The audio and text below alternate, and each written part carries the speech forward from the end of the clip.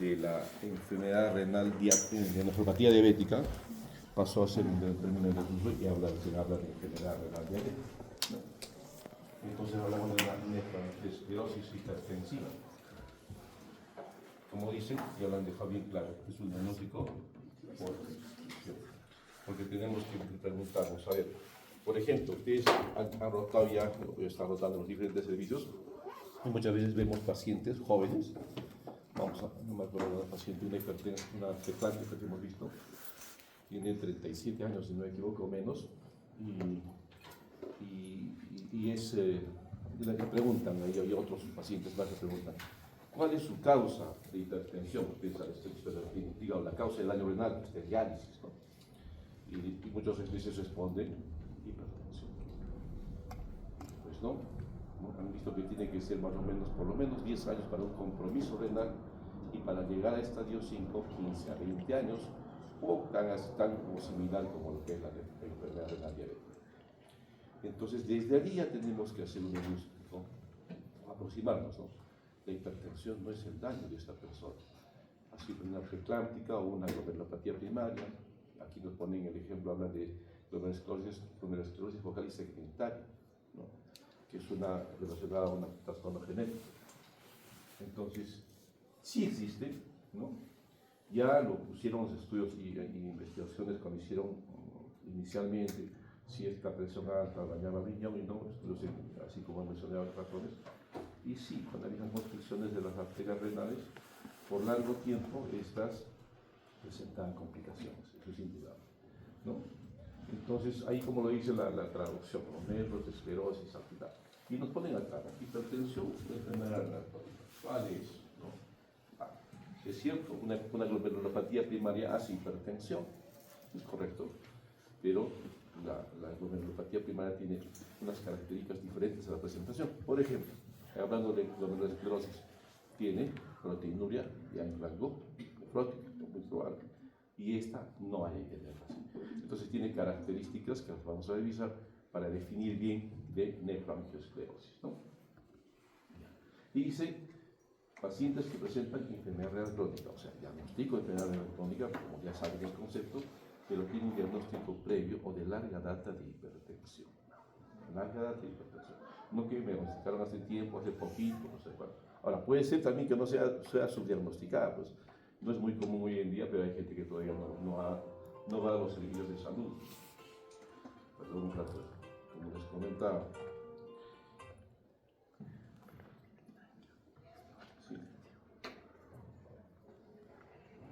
Sí.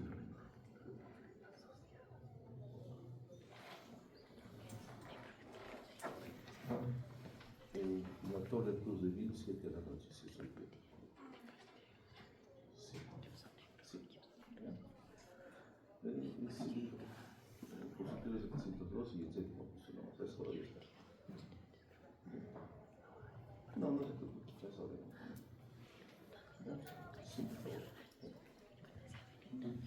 Estamos, ustedes han visto alguna vez las clínicas de diálisis, ¿no? Y estamos en supervisión, nos supervisa el ente rector que tiene después del hospital, así que hay supervisos y no cumple nada de ellos, ¿no? Bueno, y nos hacen dos aclaraciones claras, niveles relativamente bajos de entonces un concepto tiene que ser, ¿no? Tenga una proteinuria menor a 1 gramo, si nos han dicho 500, otras aplicaciones de a 300, 500 y lo dejamos en 1 gramo, alguna por ahí decía 1.5, la mayoría dice menor a 1 gramo, entonces la proteinuria no va a estar aumentada, y nos dicen riñones pequeños también, ¿no? Entonces, esas características las vamos a ver por un poco, ¿no? Entonces, el diagnóstico de exclusión, ¿no? Hay diferentes estudios, ¿no es cierto?, que nos mencionan, nos van muestras, y por ejemplo que una presión arterial sistólica sobre 120, han planteado 120-80 como, ¿no?, la presión normal, ¿no? Pero por cada 10 minutos de mercurio que éstas podrían subir, incrementa el riesgo de 6%. Y decías terapia de trasplante renal, TRR es terapia de reemplazo renal, o trasplante renal, ¿no? Entonces, el riesgo relativo de padecer enfermedad renal crónica.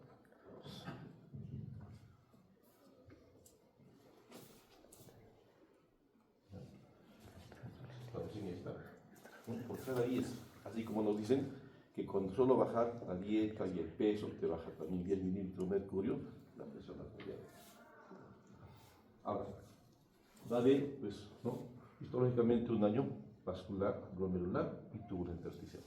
Nos han dicho claramente, ¿no?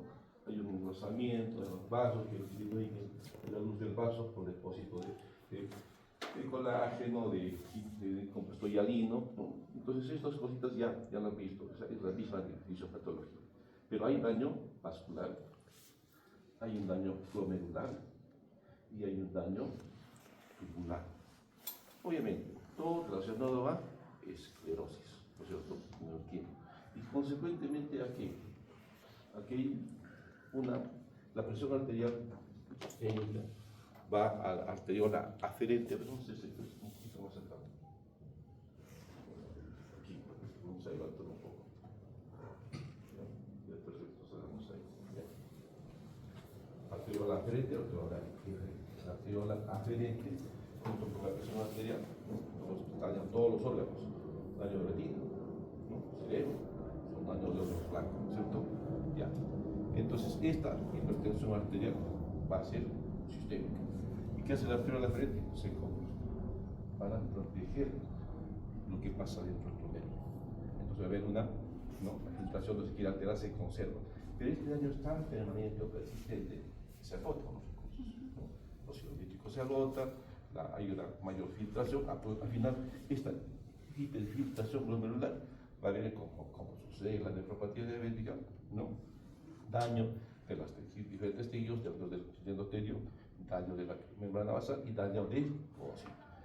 Consiguientemente, pérdida de proteinuria no en rango nefrótico y por el tiempo una esclerosis glomerular, ¿ya? Eso es lo que va a pasar a nivel de... ¿no? Ya. Entonces, vamos, me voy a jantar un poco, que estoy con la firma.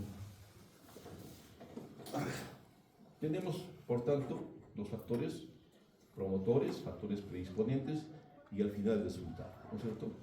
Hipertensión de larga data, o que poco en el tiempo va dañando los órganos blancos. El riñón es un órgano blanco. Si tiene dislipidemia, tabaquismo, ¿no? Resistencia a la insulina, etc., son factores de riesgo, ¿no? Factores predisponentes. Ya nos han dicho, carga genética. La nefropatía diabética también tiene carga genética. Factor racial, afroamericanos. ¿Ya? Entonces, una enfermedad microvascular intrínseca con factores genéticos, etnia negra, que dice acá, oligonefrodia congénita. Hemos dicho y hemos visto bien que el no nacer o tener bajo peso al nacer o una edad gestacional no completa tiene disminución del grupo de nefrones. Entonces también es otro factor que interviene para que haya una neoplagiosclerosis.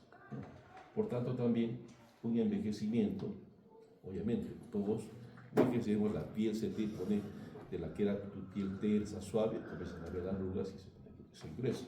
Es una piel que se endurece, se fibrosa. Resultado fisiopatológico, lesión microvascular glomerular, lesiones en las arterias renales grandes, ¿no? Y una isquemia, como se ha descrito en la anatomía patológica, e hipertensión glomerular, porque ya su sistema aferente se agota, entonces la hipertensión se convierte a todo el glomérulo y hace la necroangioesclerosis, ¿sí? Pero ¿qué nos dice acá? Hipertensión arterial de mal control. No es que todo un hipertenso de larga data por sí, 10, 15, 20 años de hipertensión bien controlado, sí, pues influirá en algo en el compromiso renal, pero no necesariamente con forma severa, ¿no? Entonces dice de mal control. Y ustedes han visto y van a ver en sus pacientes, cuando ustedes interrogan, ¿no? Oye, ¿qué pastillas toma usted? La azulita, la amarillita. Pues esa no es, ¿no? Porque al siguiente mes la compre o le den en el seguro, cambió de distribuidor farmacéutico y es otro color, es otro liste, es otra caja. El misma farmacia o la industria farmacéutica cambia de nombre. Entonces, ahí no está adherido su tratamiento. Segundo, ¿cómo tomas? Tienen que preguntarle, ¿qué toma usted? Valsartán. Ya. ¿Y cómo tomo? Mi esposa me da, o sea, no hay adherencia al tratamiento. Entonces ya estás viendo que ya comenzaste mal con un paciente que está con la presión alta y encima no sabe bien cómo tomar. Ahí está lo que decía, vasoconstricción arterial aferente. Esta va a condicionar una isquemia glomerular en el tiempo, pérdida de masa renal, obviamente, y una hiperfiltración compensadora. Comienzan los glomérulos que todavía están bien, comienzan a funcionar con el otro que está mal, la albuminuria, que no es antibiótico, y al final la fibrosis, ¿no es cierto? A ver, aquí, relación entre las alteraciones estructurales y funcionales de las linfas. Hipertensos, mira, 80% de los glomérulos están irrigados por arteriolas con depósitos hialinos. Ya lo han visto, esto va a aumentar el novillo, aumentando el tamaño de los capilares dilatados, o sea, está hiperfiltrando, está compensando. Y al final va a perder una autorregulación. Va a haber una isquemia glomerular, una isquemia tubular.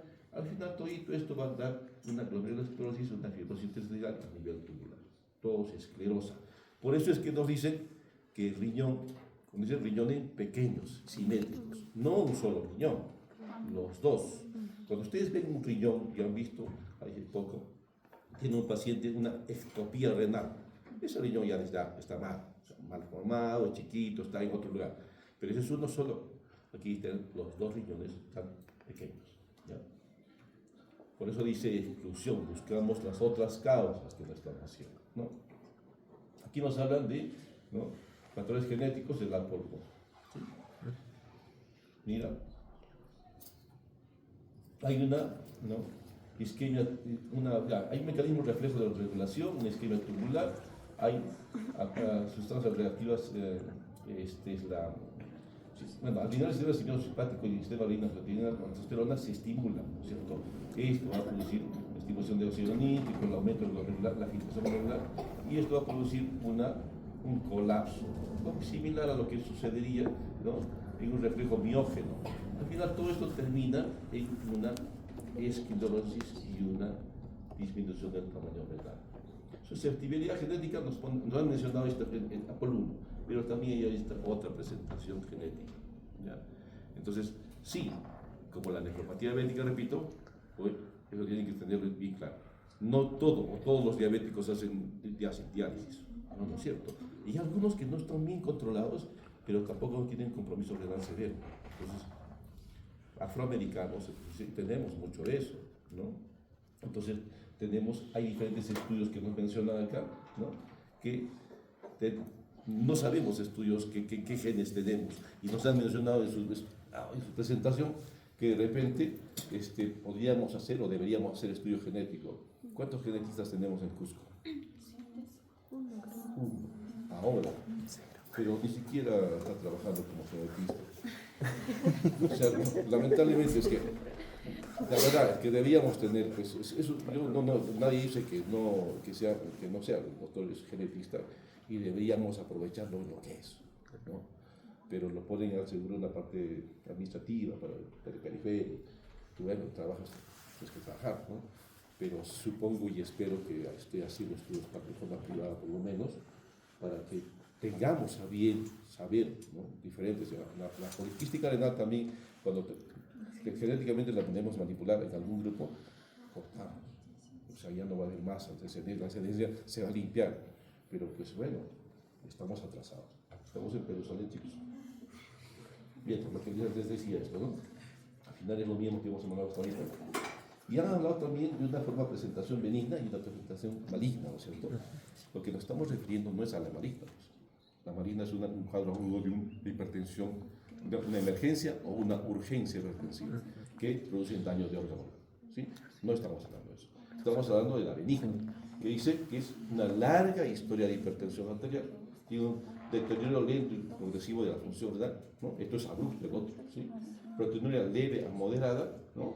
Y se acompaña también frecuentemente de hiperuricemia. Entonces, lo que nos estamos enfocando es en la forma benigna, ¿ya? La maligna, con las características descritas ahí, tiene obviamente per se daño de órgano blanco.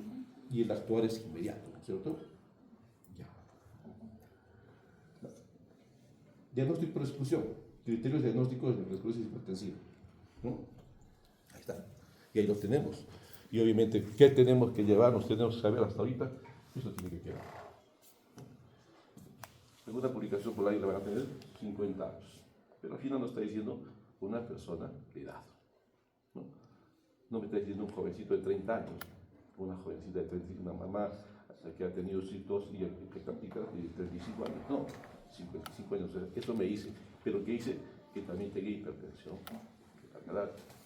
Mayor de 55 años, sobre todo, no quiere decir solo el sexo masculino, sobre todo el sexo masculino. Hipertensión de la reproducción, enfermedad renal de lenta progresión, en sus controles progresivamente, pues por eso se hace el screening, ¿no? Vas en tu control a un paciente hipertenso, ¿qué tenemos que pedirle?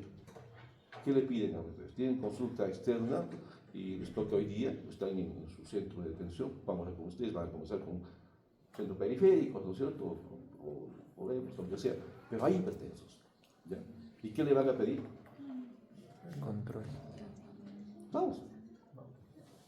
¿Qué le Control. ¿Qué le vas a pedir?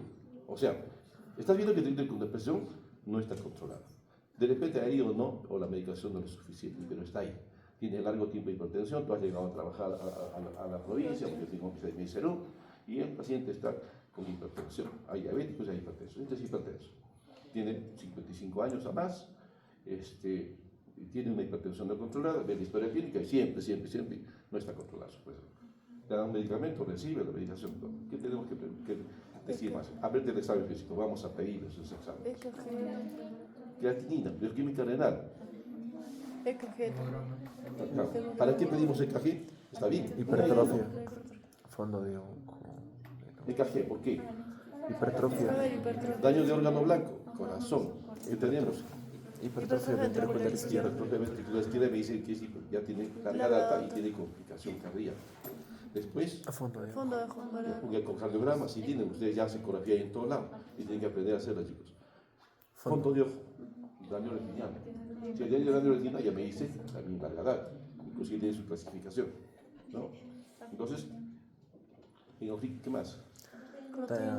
Ecografía renal. Proteinuria. Ecografía, orina simple y orina 24 horas. Seguimiento. ¿Cuál es la característica del examen de orina de un paciente con, si yo lo englobo en una nefrangiosclerosis?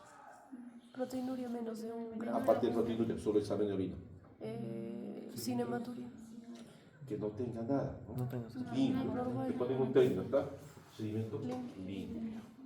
No va a haber cilindros, no va a haber proteínas, no va a haber hematuria. ¿Por qué? Porque es limpio, o sea, estamos haciendo una discusión. Si tiene hematuria e hipertensión, de repente es IgA, de repente es, que por cierto es la forma más común, ¿no? De neuropatía, una que nos ha mencionado, por la esclerosis. Entonces, de larga evolución. Enfermedad renal, y decía creatinina. Y la creatinina, ves ahí, tú ves sus controles previos que tomaron, está con 1.5, ahora tiene 2.1. ¿No? Ya está haciendo, sí, ya por ahí. Pero igual, sigo descartando que no tenga otras cosas. Y la proteinuria, como lo dicen, menor a 24 horas, con un examen completo de orina o seguimiento de orina, iones normales o pequeños. El hipertenso entra a diálisis orinando poco o no orina. A diferencia de una glomerulopatía o diabético que entra orinando.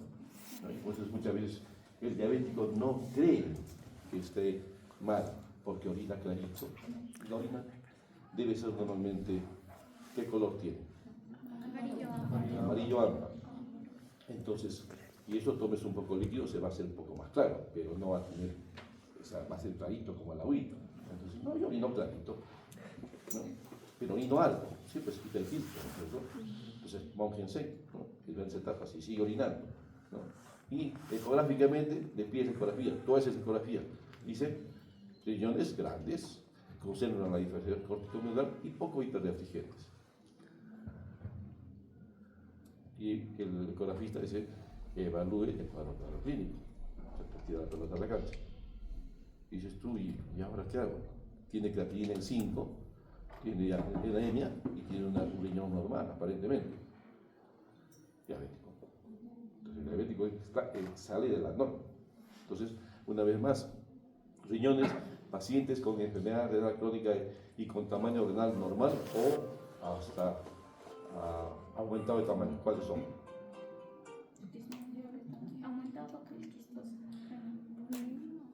Esa es la pregunta de examen, ¿no?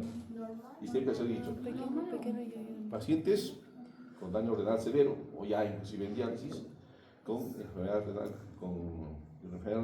4 o 5 y en diálisis, con riñones de tamaño normal o aumentado de tamaño.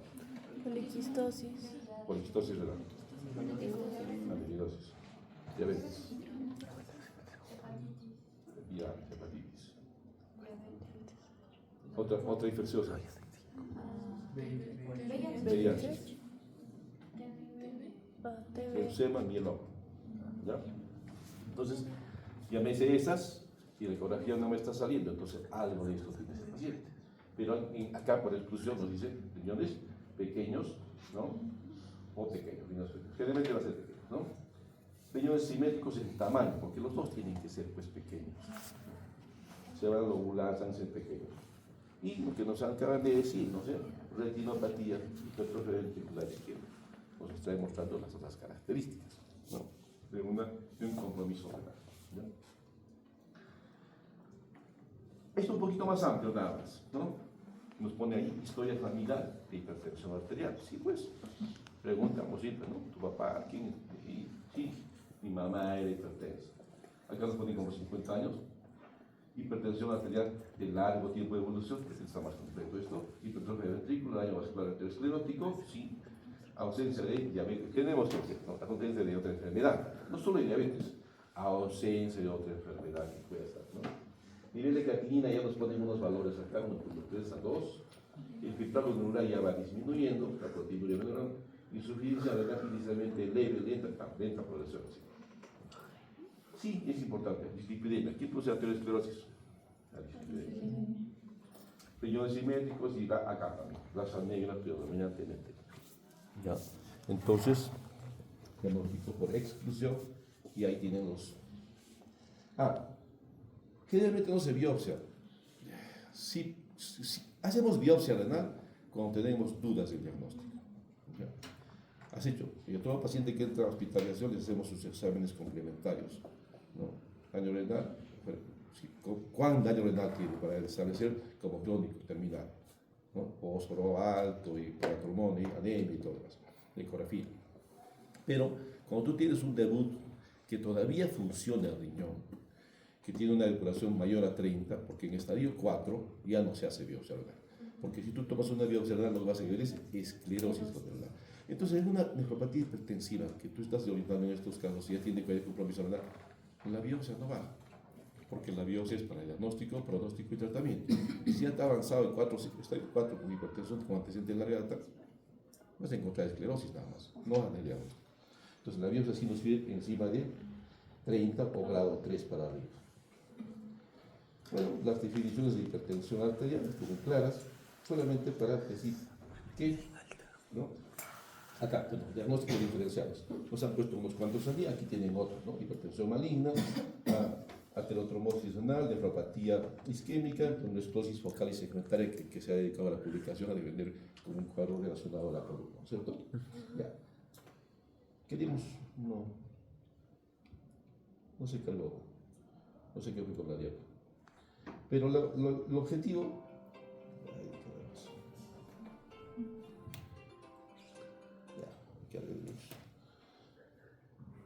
Vamos acá. Cuando tú tienes un paciente con una presión arterial no controlada, ¿no? Y el objetivo será reducir, dice ya no 10, sino 20 miligramos de mercurio, ¿no? A la cabeza encontramos IECAS y ANES. Para todo paciente, generalmente tiene que entrar un IECA y un ARA para controlar la hipertensión. Y de alguna manera también ya nos sirve para evitar o menor compromiso de renal, ¿cierto?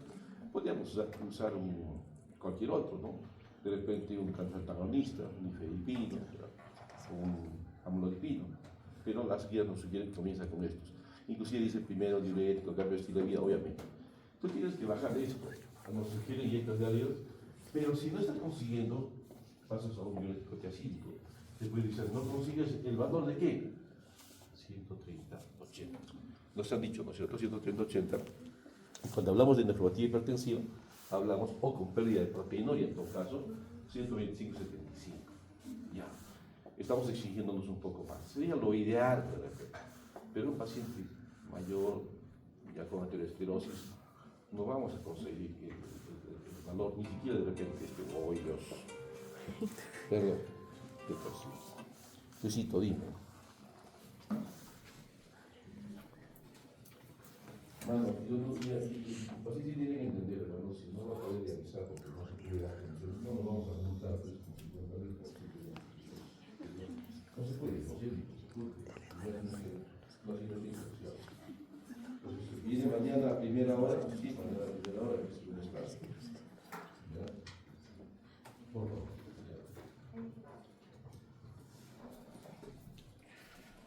Bien, entonces, suma subdiurético de baja potencia o busca de llegar a 180, debemos un diurético como tiazida, glucosamina, diuréticos más potentes, ¿no es cierto? Sumas un beta-bloqueador, un antagonista. Sigue sin llegar, pensarás en otras terapias. Pero todo esto, chicos, siempre, por favor, a ver, un ejemplo, uso valsartán, 80 miligramos día, una sola dosis diaria. La ventaja de los ARA2, que es de depósito, 24 horas. Enalapril, cada 12 horas. Captopril, cada 8 horas. ¿Ya? Entonces, un captopril cada 8 horas, ya, no me consigue el efecto. No hacer un captopril una vez al día. Entonces, depende de la vida media y la distribución y todo eso, ¿no es cierto? Entonces, tienen que saber. Entonces, llegan a su centro de trabajo y con qué medicamentos contamos. Y que tienes que revisar todos los medicamentos para saber cómo vas a medicarlos. Porque ustedes van a estar encargados o van a ser directores del centro médico, o sea, de su cosa, lo que fuera. Entonces, vida media, producto, le dejamos captopril de 8 horas. Sumo dosis plena primero, antes de sumar todo. Voy a un caso antagonista, un amlodipino. No, pues primero dosis plena. ¿Te es cómodo o no? 2 captopriles cada 8 horas. Enalapril, 2 cada 12 horas, 20 miligramos cada 12 horas. O un ARA2, valsartán, 2 al día. Se está estilando, no sé, por conveniencia, no sé, cada 12 horas hacemos el valsartán y el valsartán, 2 cada 12 horas.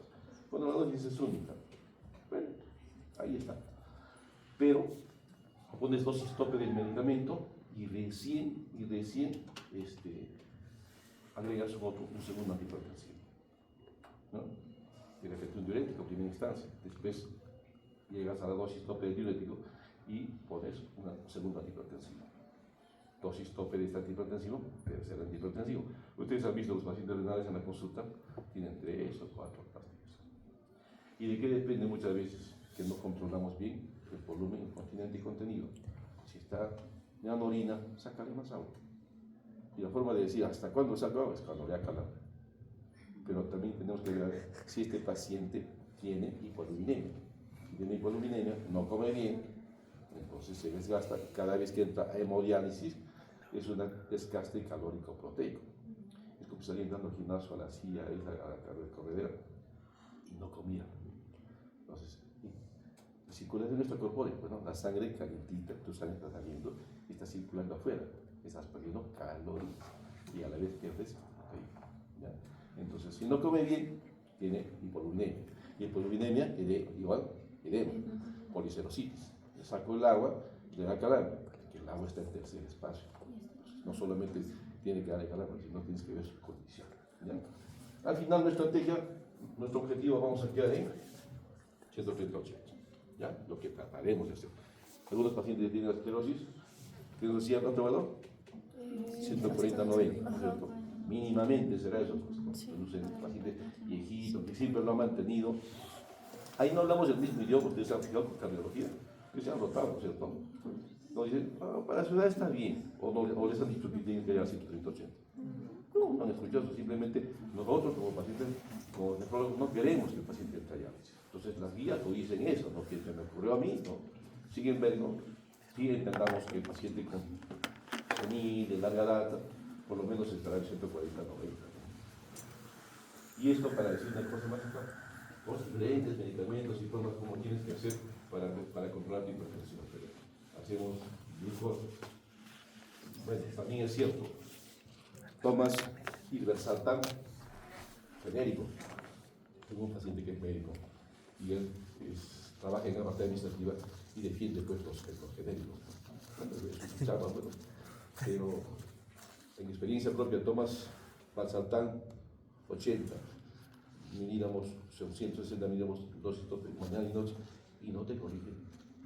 Y tomas un Exforce que tiene Valsartán de marca, más un amlodipino que ya las mezcló previamente, te marca y le baja la presión arterial.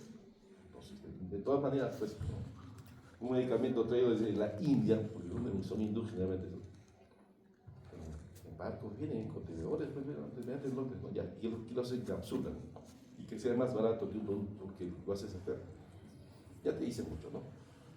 Una cosa es esta diapositiva para que viejas y aras no se mezclan.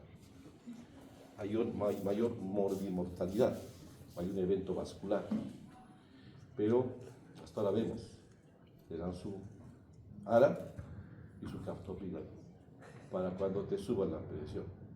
No, pues simplemente tú tienes que llegar a un estándar de controlar la presión arterial y así tendrás menos complicaciones renales, ¿no? O complicaciones de órgano blanco. ¿Ya?